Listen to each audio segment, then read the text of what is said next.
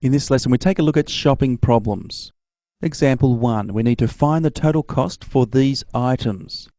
Pencils, $3.90, ruler, 87 cents, and a book, $2.68. So let's write them down, the prices, $3.90 to start with.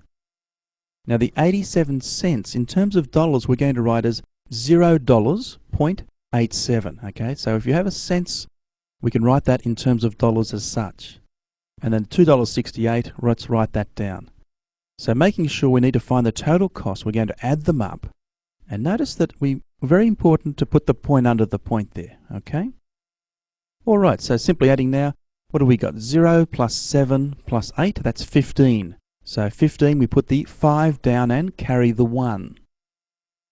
So 1 plus 9, that's 10, plus 8 is 18, plus 6 is 24. So we put the 4 down and carry the 2.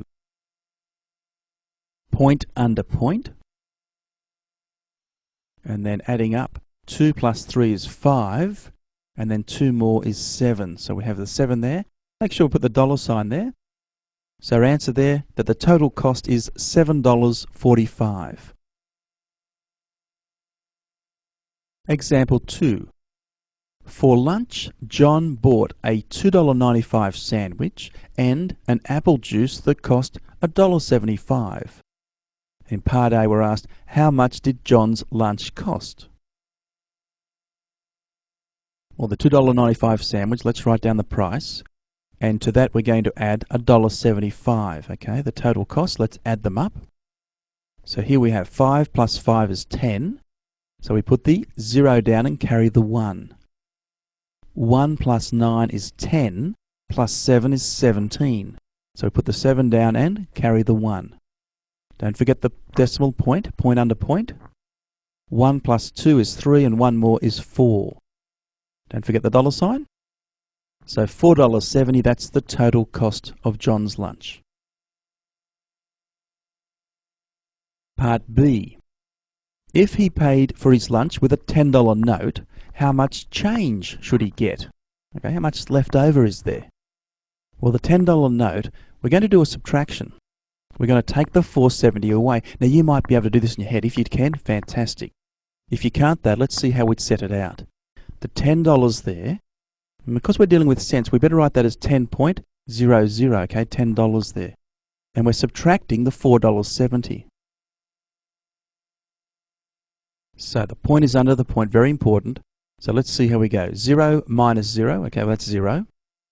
0 minus 7, can't do. So let's borrow the 1 there, and we need to trade it or pay back over here. We can't take 1 from that, so we're thinking 10. If we take 1 from 10, we get 9. Cross it out, put the 9 there.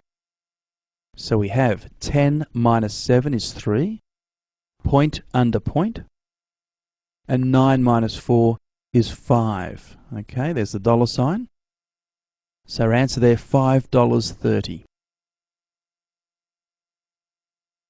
Now, we just did $10 take away $4.70, and we set it out like that. But you might be able to, with practice, and hope you can, get an answer of $5.30 in your head. Okay, and it's very good skill to be able to have that, okay, to understand that if you're paying with a particular note, how much change you should get.